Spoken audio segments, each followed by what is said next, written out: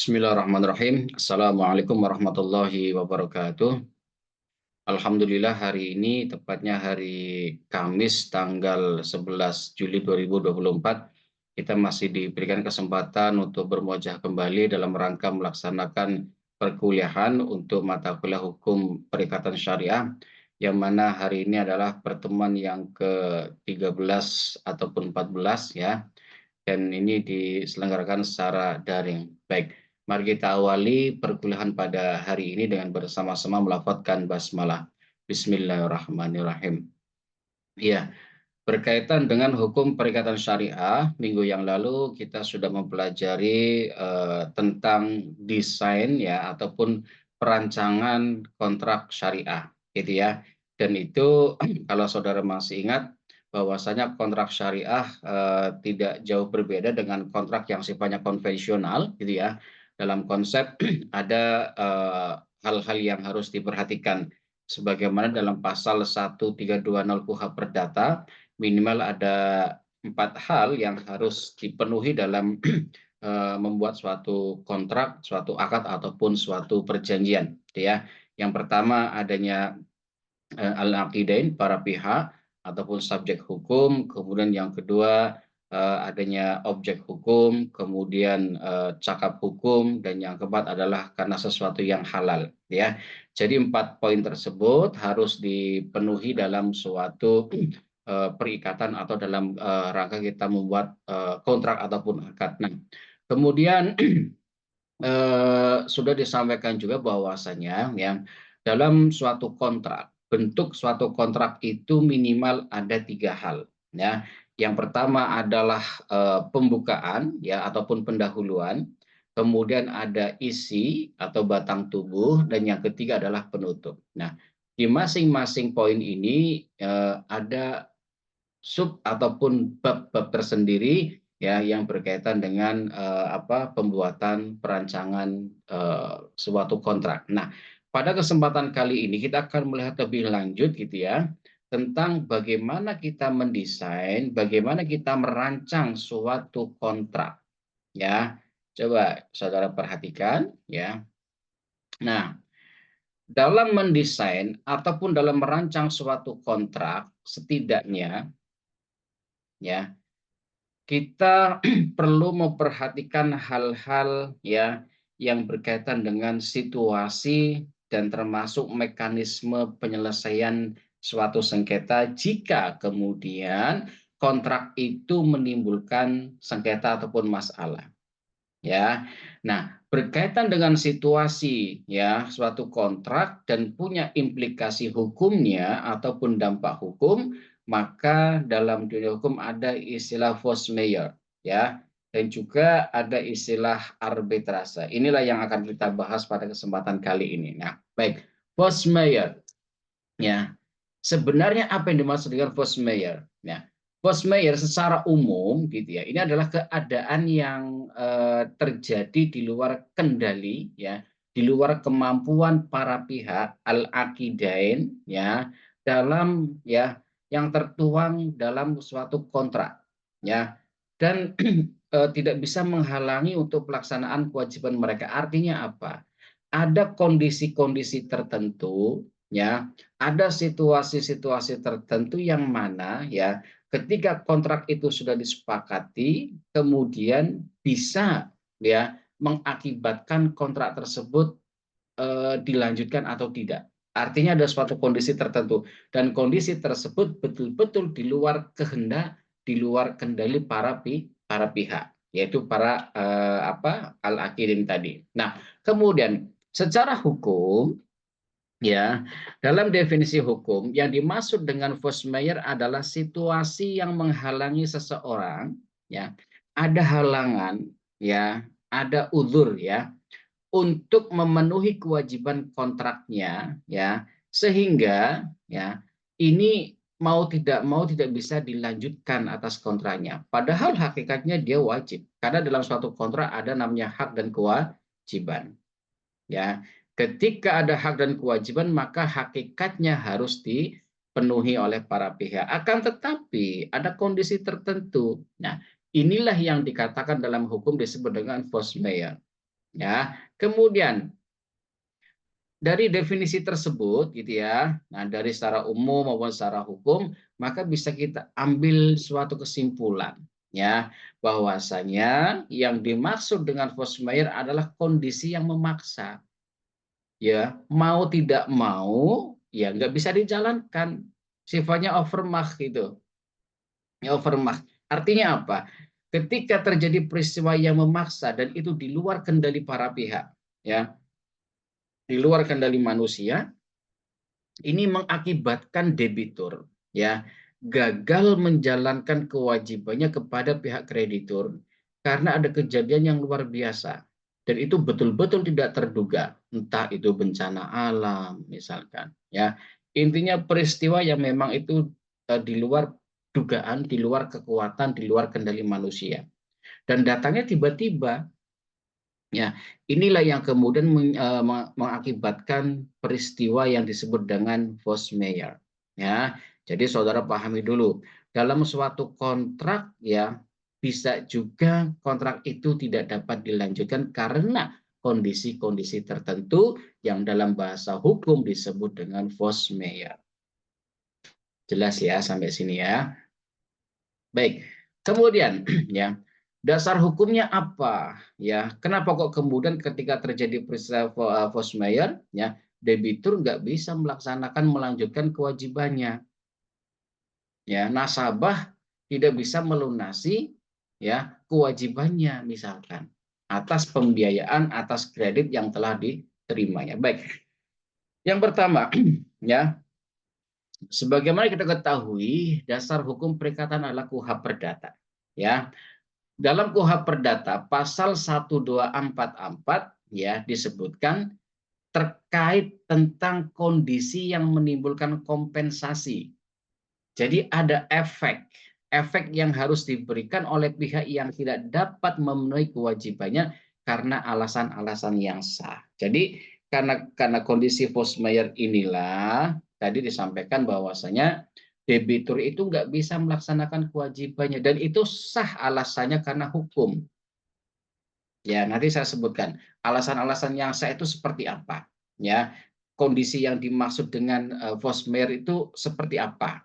Ya, kemudian masih dalam KUHP Perdata, ya pasal 1245 disebutkan bahwa tidak ada kewajiban ya untuk memberikan kompensasi jika pihak yang berkewajiban, contoh maksudnya adalah debitur, jadi ya debitur nggak bisa menyelesaikan kewajibannya, dapat membuktikan bahwa kegagalannya adalah akibat dari suatu peristiwa yang tidak dapat dihindari.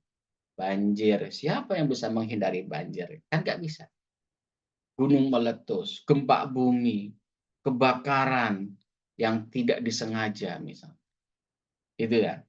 Atau kondisi tertentu yang secara fisik, secara jiwa mempengaruhi kondisi seorang debitur sehingga itu dianggap sebagai alasan yang sah menurut hukum sehingga dapat digugurkan kewajibannya dalam melaksanakan kewajibannya. Ya, misalkan pembiayaan, ya mendapatkan pembiayaan, entah itu yang sifatnya murabahah, musyarakah ataupun misalkan ijarah, ya.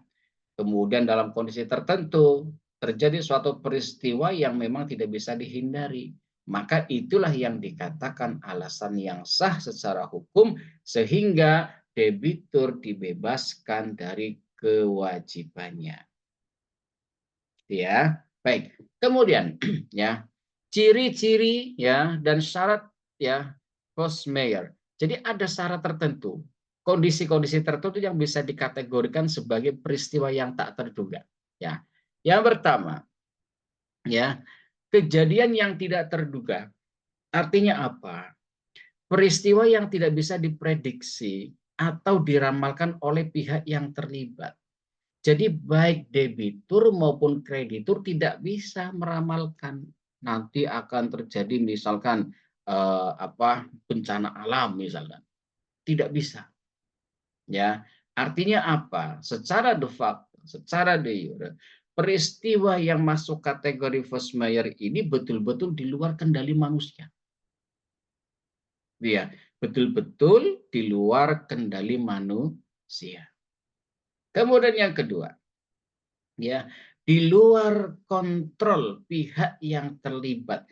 Peristiwanya terjadi nih, ya terjadi gempa bumi misalkan, yang nggak bisa dikontrol.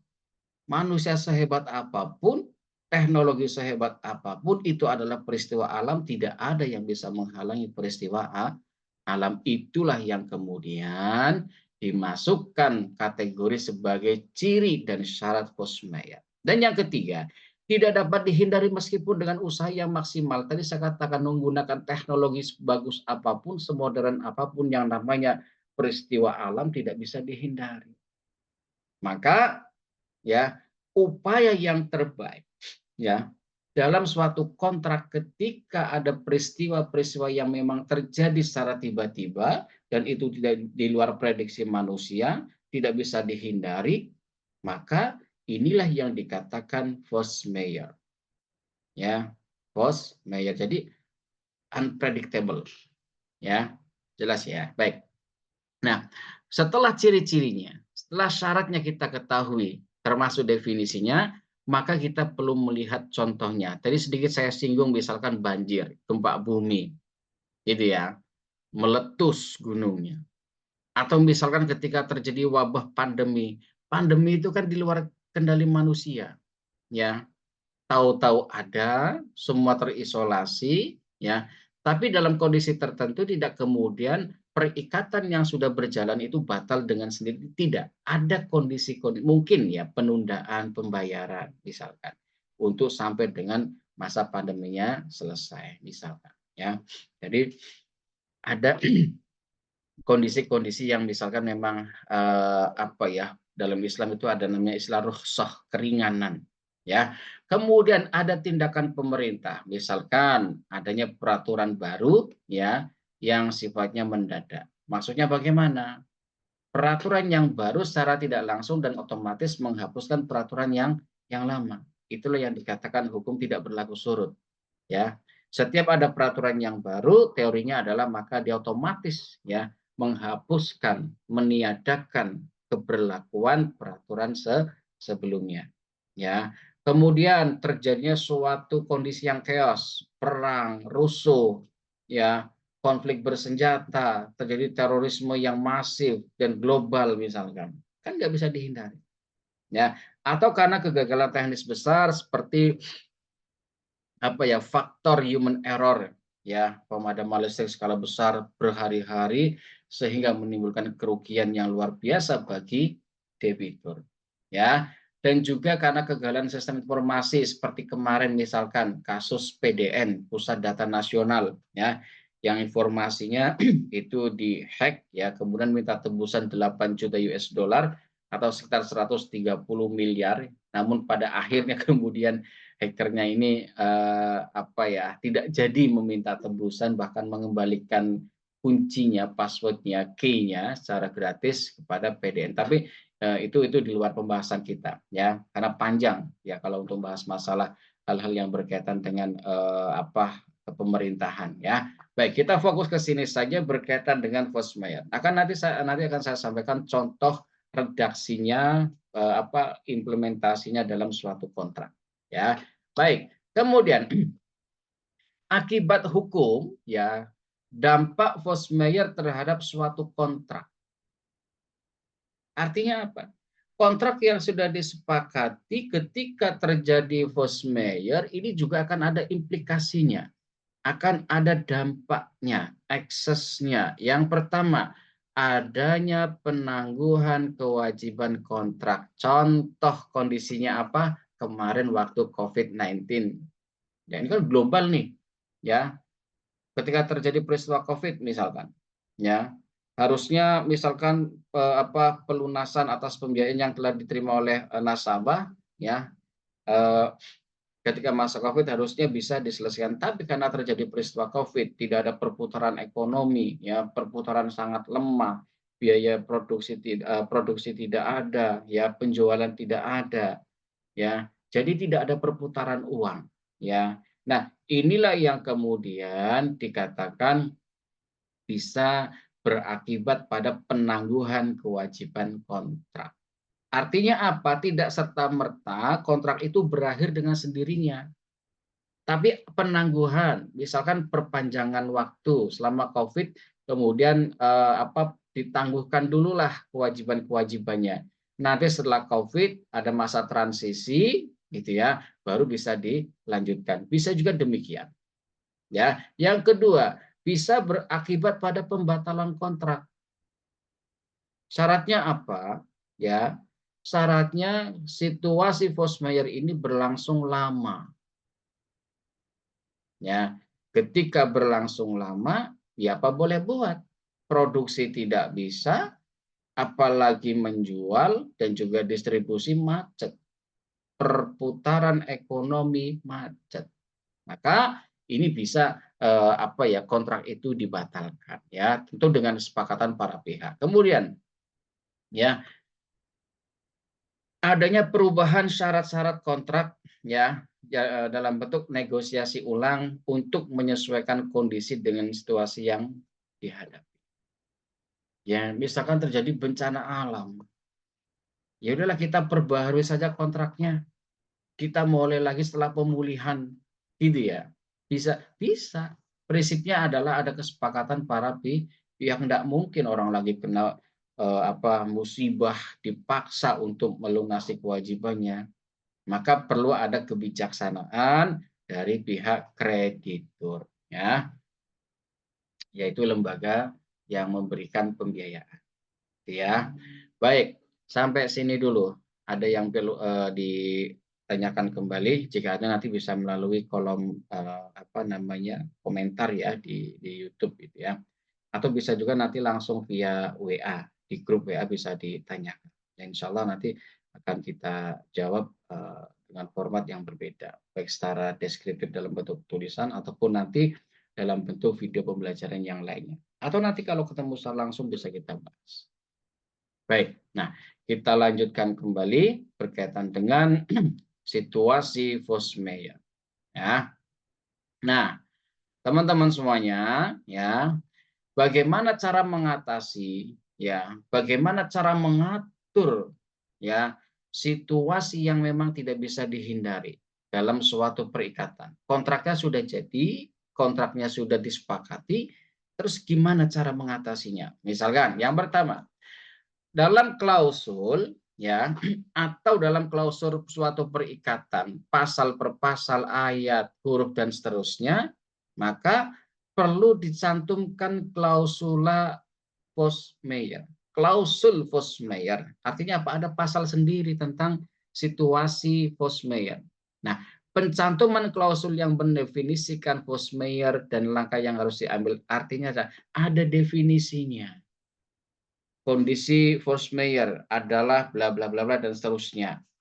Terus ketika terjadi situasi force majeure, maka bagaimana mekanisme atau langkah yang bisa diambil. Itulah yang dikatakan perlu dimasukkan klausula tentang force majeure dalam pasal suatu perjanjian. Kemudian langkahnya, ya, langkah yang dimaksud di sini adalah langkah mitigasi, pencegahan, gitu ya, merupakan prosedur untuk mengurangi dampak peristiwa force majeure. Artinya ada tindakan preventif, ya, langkah-langkah mitigation, ya, ada tindakan preventif, ya, untuk meminimalisir resiko jika terjadi force majeure. Ya. Jadi perlu itu diatur dalam perjanjian itu. Ya, tadi tujuannya jelas untuk mengurangi resiko ataupun meminimalisir resiko yang kemungkinan bisa terjadi sehingga mengakibatkan kerugian para pihak. Ya, baik.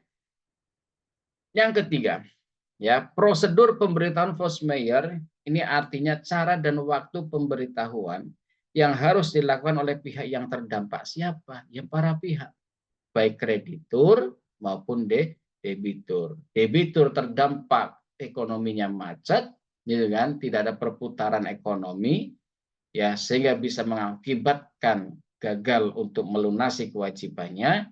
Sementara pihak kreditur selaku pemberi pembiayaan dia juga harus mengembalikan ya secara materi, artinya biaya-biaya produk yang telah diserahkan pada masyarakat untuk bisa memulihkan itu. Ya, bentuknya macam-macam caranya. Ya, inilah yang dikatakan bagaimana ya cara mengatasi situasi force majeure dalam suatu kontrak. Ada tindakan-tindakannya, tindakan pencegahan, tindakan preventif. Ya, maka perlu dibuat klausula tersendiri secara terpisah, tapi masuk dalam pasal suatu akad yang jelas telah disepakati oleh para pihak. Ya, kemudian ini contoh bentuknya. Ya, disebutkan dalam suatu akad pasal tersendiri tentang force majeure. Ya, dijelaskan di sini. Ya. Nah, tadi saya sampaikan ada definisi. Yang dimaksud dengan force majeure adalah disebutkan pasal 15 misalkan ya ini pasal 15 tentang force majeure ayat 1. Ya, ini mendefinisikan yang dimaksud dengan peristiwa force majeure adalah peristiwa yang disebabkan oleh bencana alam, kerusuhan, huru-hara atau kondisi yang chaos, pemberontakan, epidemi dan seterusnya ya yang di luar yang terjadi di luar kekuasaan pihak kedua dan pihak pertama. Jadi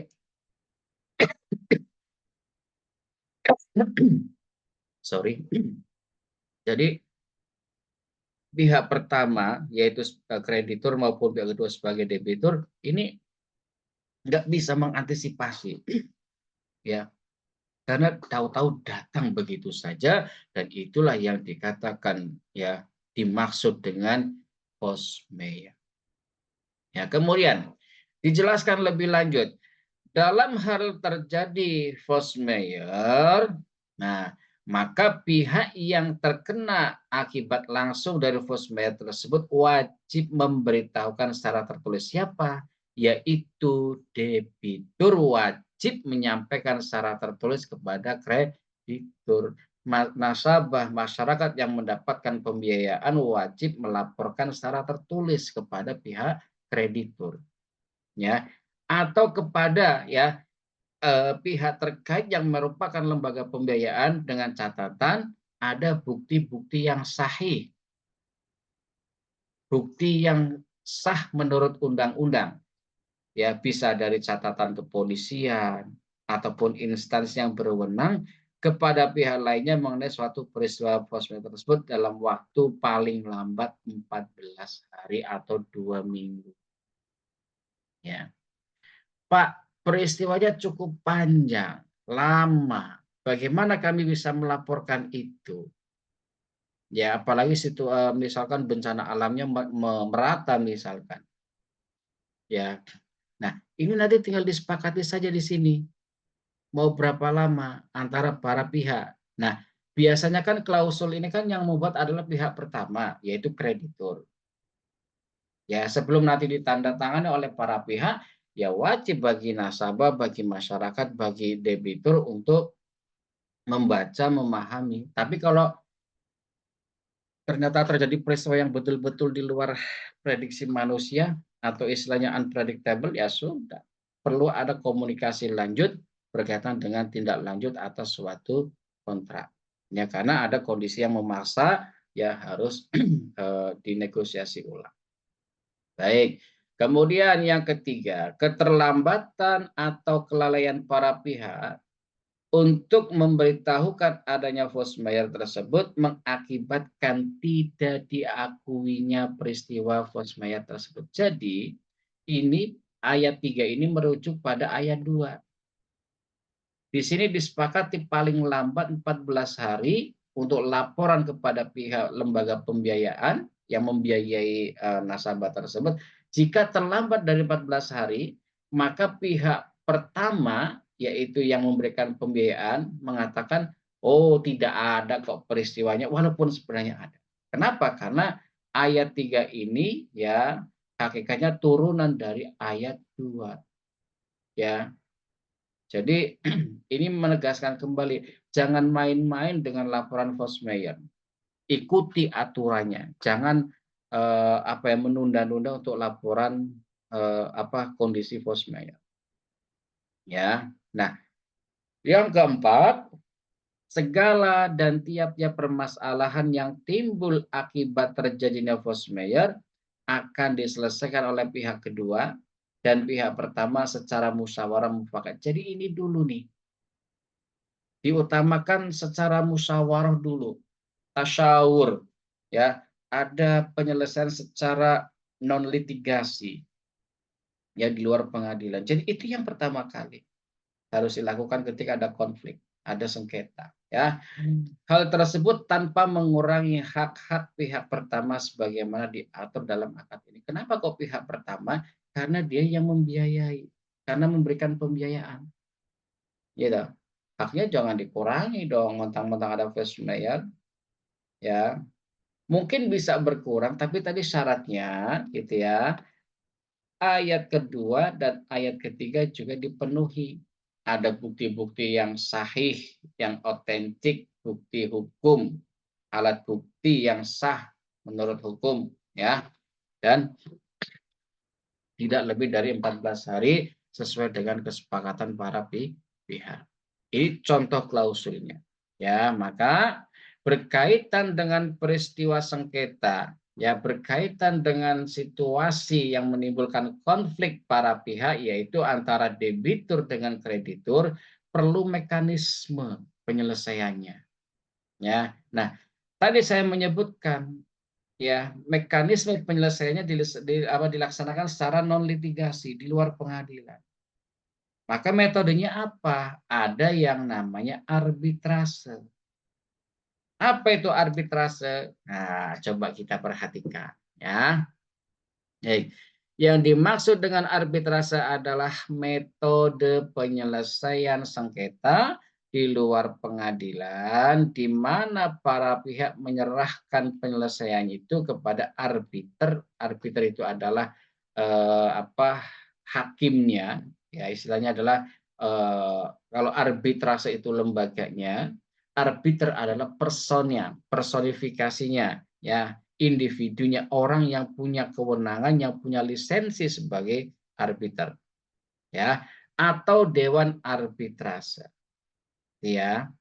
Jadi apa ya, lebih diutamakan lebih pada mediasi, islah ataupun suluh, ya, ataupun tahkim, ya. Kemudian di dalamnya ada wasit, ada arbiter yang menengahi atas suatu peristiwa yang sedang disengketa.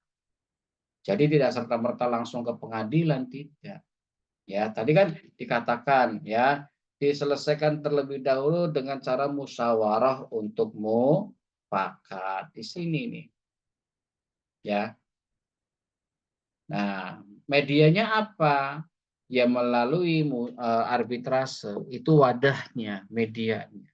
Di dalam arbitrase ada para pihak, yaitu pihak yang bersengketa, kemudian ada yang namanya arbiter atau hakim yang menengahi, ya, peristiwa sengketa tersebut, atau dewan arbitrase. Ya. Ini nanti akan saya sampaikan plus minus daripada penyelesaian sengketa di ranah arbitrase. Apakah itu harus dituangkan dalam suatu kontrak? Ya, ketika terjadi sengketa akan diselesaikan dia. Misalkan coba kita lihat, ya. Pahami dulu definisi arbitrase secara umum. Nah, kemudian takrif ataupun pengertian arbitrase dalam perspektif hukum, ya, artinya proses penyelesaian sengketa yang diatur dalam peraturan perundang-undangan, ya, dan juga kesepakatan para pihak yang bersengketa, ya. Basically, ya, ada landasan hukumnya, Undang-Undang tahun 99 tentang arbitrase. Itu yang sifatnya konvensional. Ya, nanti yang syariah beda lagi, disebut dengan Basarnas, ya. Nah, ini yang melandasi adanya arbitrase. Di Indonesia ada namanya Undang-Undang Nomor 30 tahun 1999 tentang arbitrase dan APS, alternatif penyelesaian sengketa.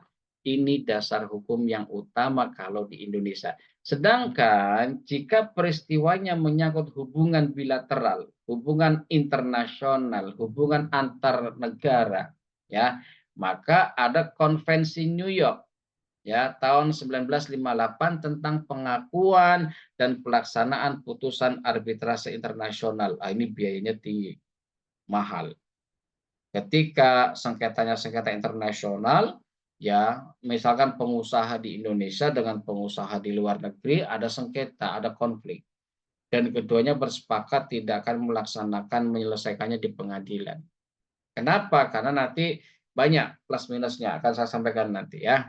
Jadi prinsipnya adalah win-win solution, sama-sama dimenangkan, tidak ada yang dirugikan, hanya masalah hak dan kewajiban yang harus dipenuhi oleh kedua belah pihak. Kemudian ya, secara global, secara internasional, banyak peraturan-peraturan internasional yang lain sifatnya adalah sama seperti Undang-Undang Nomor 30 tahun 99 dan juga Konvensi New York tahun 58 yang berkaitan dengan metode penyelesaian sengketa. Terus ya. Nah, Basarnas di mana, Pak? Nah, nanti kita lihat ya. Baik. Anwa'u ya, macam-macam jenis-jenis arbitrase. Yang pertama, ada arbitrase yang sifatnya komersial. Ini karena hubungan bisnis. Ya, ada aktivitas ekonomi. Ya, jadi ketika ada aktivitas ekonomi, hubungan bisnis kemudian timbul konflik ataupun masalah, maka itu dikatakan penyelesaiannya kategorinya arbitrase komersil. Ya, karena ada nilai ekonomisnya. Yang kedua, arbitrase internasional tadi saya katakan ini menyangkut antar negara, sifatnya bilateral atau multilateral. Ya, banyak pihak dalam suatu negara. Tidak hanya urusan bisnis, ya, mungkin urusan kemanusiaan seperti terjadi peperangan. Sebenarnya bisa kok dimediasi ketika para pihak ya bersepakat dan ya mengutamakan kepentingan umum bukan egonya masing-masing. Ya, ketiga, arbitrase institusional. Nah, ini ya sifatnya levelnya adalah internasional. Ya, ini biasanya berkaitan dengan hubungan bisnis ya. Ya, karena ada istilah internasional ya Chamber of Commerce. Jadi berkaitan dengan aktivitas komersial. Tapi levelnya adalah internasional. Ya. Dan juga yang lainnya yaitu arbitrase ad hoc. Apa tuh ad hoc?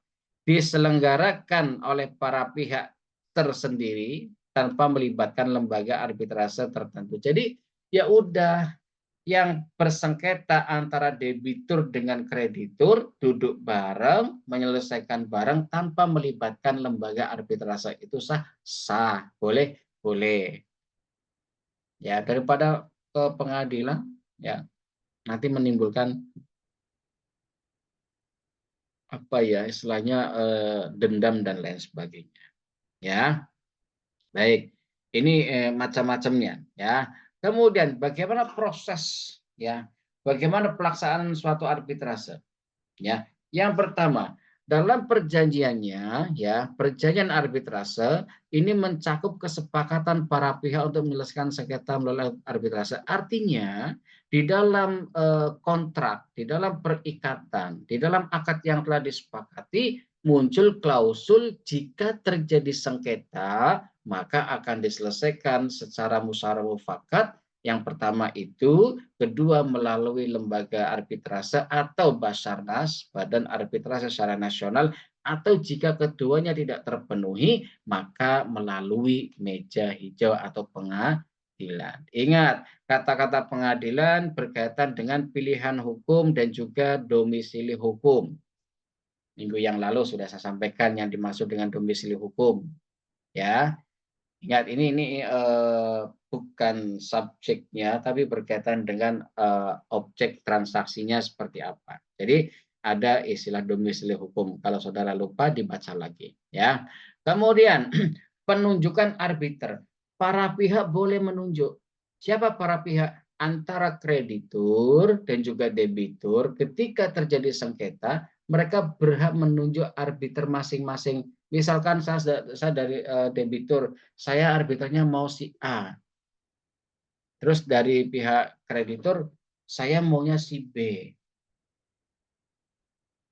Ya, boleh Pak, boleh.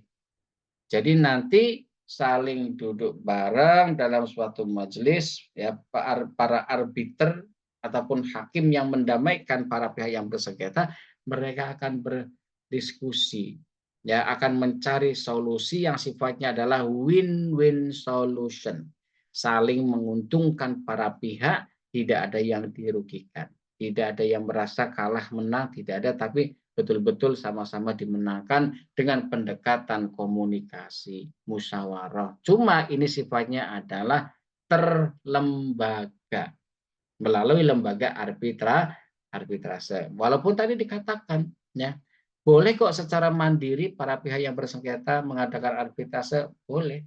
Cuma dalam konteks yang lebih besar biasanya, ya, ataupun misalnya perjanjian yang nilainya fantastis, ini perlu melibatkan lembaga resmi, yaitu lembaga arbitrase ataupun Basarnas, Badan Arbitrase Syariah Nasional. Ya, kemudian, ya, prosedurnya bagaimana? Penentuan prosedur, ya. Kemudian, misalkan para pihak harus mendaftarkan diri dulu, ya. Pihak kreditur atau debitur mendatangi kantor arbitrase, kemudian mendaftar, ya, kemudian nanti ada registrasinya, ya, nomor register dan lain sebagainya, dijadwalkan untuk bertemu, kemudian mengadakan apa ya, dipertemukan dalam lokasi. Lokasi itu ya tempat yang dimiliki oleh lembaga arbitrase, atau bisa juga dilakukan secara semi formal. Ya, artinya apa? Tidak seperti persidangan, tidak, tapi yang ngobrol santai, ngobrol biasa bisa bisa. Intinya adalah mencapai kesepakatan para pihak tanpa mengurangi hak dan kewajiban para pihak yang bersengketa. Jadi betul-betul win-win solution. Ya, debitur merasa diuntungkan, kreditur juga merasa tidak ada yang dirugikan, sama-sama mendapatkan keuntungan dari proses arbitrase ataupun mediasi. Yang keempat berikutnya adalah sidang arbitrase. Sidangnya seperti apa, Pak? Apakah sama dengan pengadilan? Ya, secara apa hukum acaranya kurang lebih sama. Ya, ada penyampaian laporan, bukti-bukti, saksi, argumentasi oleh para pihak di mana di depan arbiter. Ya sama kan, kurang lebih acaranya, hukum acaranya sama dengan di pengadilan. Ya. Yang kelima, putusan arbiter ataupun putusan yang diambil oleh arbitrase sifatnya adalah final and binding. Final and binding artinya apa? Mengikat dan nggak bisa diganggu gugat. Ya, kalau contoh yang lain, contoh kemarin, ya, yang baru masih hangat sekali itu adalah peristiwa Cirebon, ya, di mana kemudian siapa itu Peggy Setiawan yang didakwa oleh Polda Jawa Barat di wilayah Cirebon, ya.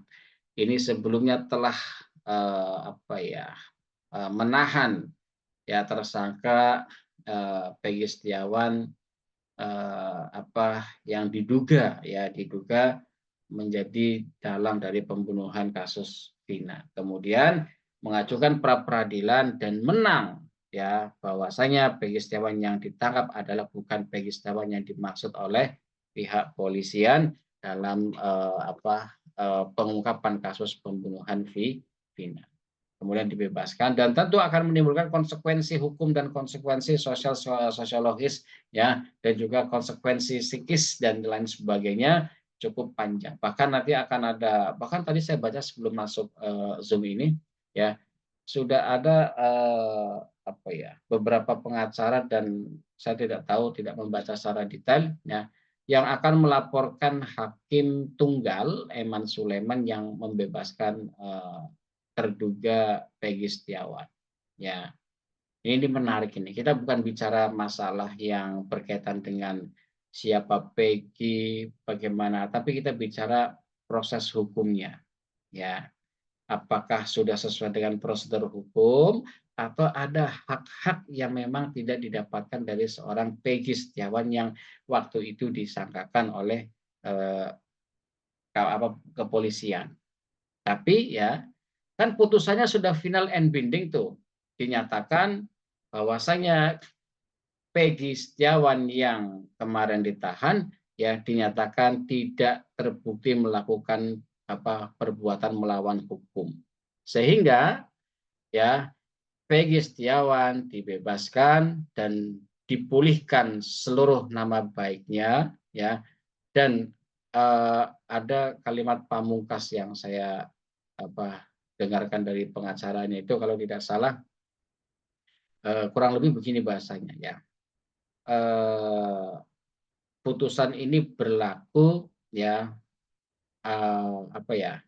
prinsipnya kalau ada upaya banding ya itu tidak bisa merubah putusan Hakim Eman Sulaiman. Jadi selamanya si Peggy ini tidak bisa diganggu oleh apapun karena sudah ada putusan yang inkrah ya. Inkrah itu putusan tetap berkekuatan hukum ya dan sifatnya adalah mengikat para pihak, baik penggugat maupun tergugat. Nah, ini kalau dalam konteks pengadilan ya. Jadi dalam konteks arbitrase produk hukumnya juga sama, bersifat final and binding, mengikat dan final, nggak bisa diganggu gugat. Gitu ya, jelas ya. Oke, baik. Kita lanjutkan. Ini saya tadi sampaikan terkait dengan plus minusnya.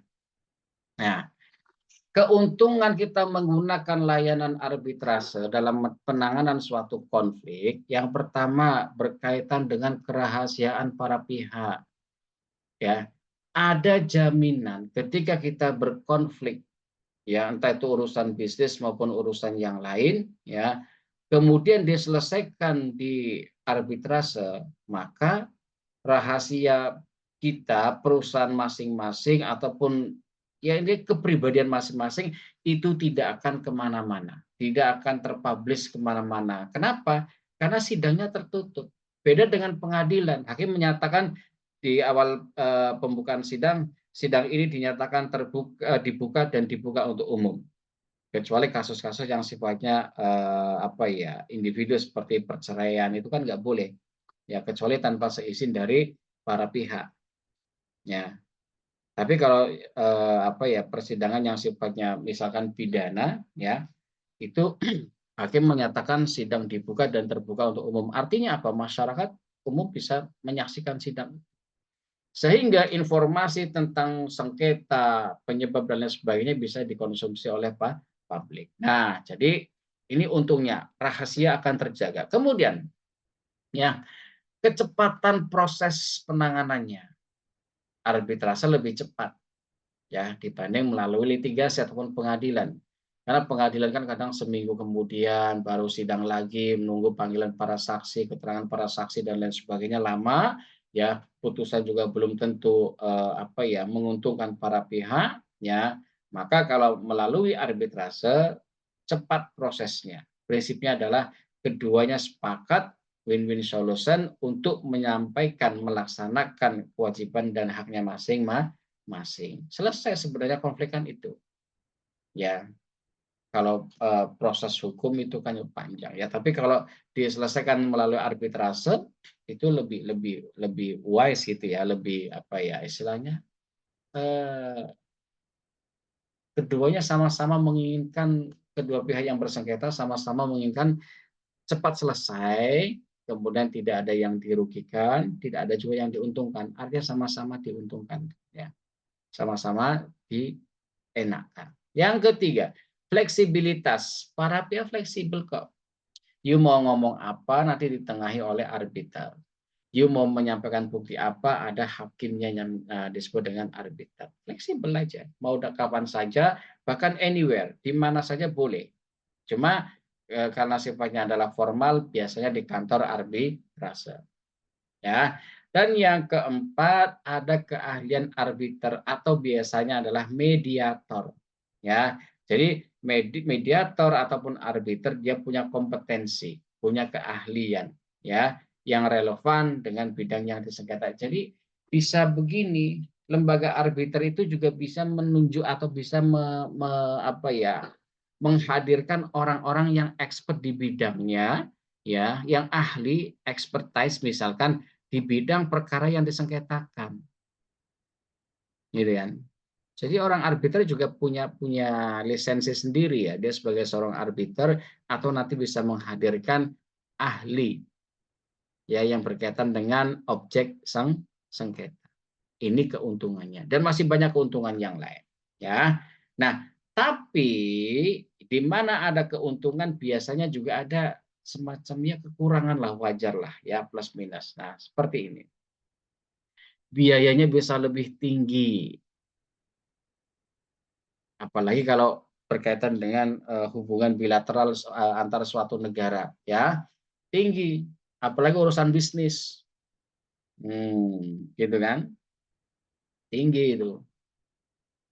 Tapi ya tadi jaminannya rahasia perusahaan, misalkan perusahaannya melakukan perbuatan wan prestasi, ya diselesaikan oleh arbitrase, dan pada akhirnya perusahaan yang melakukan wan prestasi mau menyelesaikan kewajibannya, toh nggak keluar kemana-mana, ya klaim perusahaan itu katakanlah sebagai perusahaan yang masuk dalam daftar hitam karena tidak memenuhi kewajibannya, tidak terpublish kemana-mana, maka itu sesuatu yang mahal, rahasia suatu perusahaan ataupun pihak yang bersengketa. Maka jadi tinggi biayanya nih, kosnya tinggi, ya, apalagi antar negara. Kemudian terbatasnya pengawasan yudisial, beda dengan putusan hakim ataupun pengadilan. Ya, kalau putusan arbitrase sulit untuk diajukan banding atau dibatalkan. Beda dengan kasus Peggy kemarin itu kan. Sudah ada putusan tahun 2016 ya kalau tidak salah. Kemudian putusan itu bisa dibatalkan oleh Pengadilan Negeri Cirebon ya kalau tidak salah. Hakim Eman Sulaiman itu.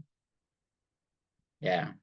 Tapi itu masih bisa dibanding lagi, pihak yang merasa kalah misalkan ya, itu bisa kok ngajukan banding ya ke proses hukum yang lebih tinggi lagi. Tapi ternyata hakimnya memberikan dalam putusannya itu yang saya sampaikan ya, selamanya putusan ini ya tidak bisa diutak-atik gitu. Saya kok lupa bahasanya gitu. Ya. Baik.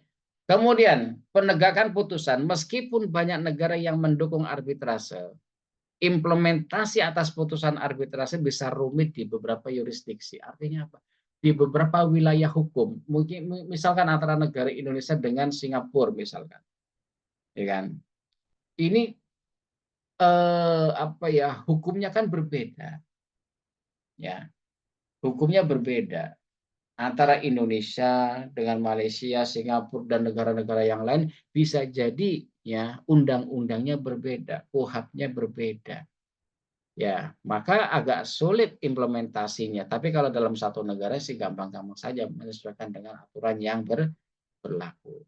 Ya, tapi overall ya lebih banyak keuntungannya ya biasanya karena lebih pendekatannya adalah pendekatan humanis, pendekatan kemanusiaan, bukan pendekatan hukum yang menyebutkan benar salahnya, tapi pendekatan adalah pendekatan humanis dengan menyampaikan keterangan para pihak ditengahi oleh arbiter yang punya kompetensi, punya lisensi dan lain sebagainya, ya bersama dengan ahli yang kompeten di bidang objek sengketa, ya maka ini justru lebih lebih cair, lebih enak ya karena sama-sama diuntungkan atau bahasa hukumnya adalah win-win solution ya. Baik, ini berkaitan dengan arbitrase. Contoh klausul arbitrase dalam suatu kontrak, dalam suatu akad atau suatu perjanjian. Ya. Contoh, dalam akad disebutkan pasal 20. Semua sengketa yang timbul dari perjanjian ini akan diselesaikan di tingkat pertama dan terakhir menurut peraturan prosedur Badan Arbitrase Nasional Indonesia ataupun BANI ya, atau misalkan Basarnas, Badan Arbitrase Syariah Nasional. Artinya apa? Ini sudah dikunci di sini. Kalau ada sengketa harus diselesaikan di arbitrase. Para pihak bersepakat tuh. Kreditur sama debitur bersepakat nggak ke pengadilan. Tapi kalau pasal ini nggak dibunyikan, nggak bisa kita mendaftar ke arbitrasi di tengah jalan, nggak bisa. Ya karena apa? Tadi ada domisili hukum, ada pilihan hukum. Ya, kemudian contoh yang kedua. Semua sengketa yang timbul dari perjanjian ini akan diselesaikan dalam tingkat pertama dan terakhir ya menurut prosedur Basarnas. Ini konteksnya kalau ekonomi syariah. Ini konvensional yang pertama, yang kedua konteksnya adalah ekonomi syariah ataupun berkaitan dengan hukum Islam ya. Jadi inilah ya yang perlu kita perhatikan, yang kita perlu cermati dalam suatu kontrak. Ada aspek force majeure ya yang memang itu di luar kehendak kita, di luar kemampuan para pihak untuk memprediksi ataupun bahkan memproteksi atas suatu peristiwa yang tidak bisa kita jangkau ya, dan itu berakibat hukum pada kelanjutan akad perjanjian yang telah disepakati. Kemudian perlu ditegaskan kembali dalam suatu kontrak, dalam suatu perikatan ada pasal tersendiri yang membicarakan, yang membahas tentang force majeure dan juga pilihan hukum ataupun metode penyelesaian sengketa ketika terjadi sengketa para pihak. Ya, saya kira ini untuk pertemuan yang ke berapa 13 atau 14 berkaitan dengan eh, apa eh, penyusunan ataupun rancangan kontrak ataupun perikatan. Ya, nanti kita masih ada satu materi lagi ya berkaitan dengan penyusunan perancangan ataupun desain suatu kontrak ya. Baik, nanti teman-teman semuanya untuk presensi dan kemungkinan ada penugasan gitu ya, bisa dilihat di kolom komentar ataupun di deskripsi dari video ini ya. Saya kira itu dan kita ketemu lagi di pertemuan berikutnya. Nakhtatim bil hamdalah. Alhamdulillahirabbil alamin ya. Ma'anaja fi kulli umurikum. Assalamualaikum warahmatullahi wabarakatuh.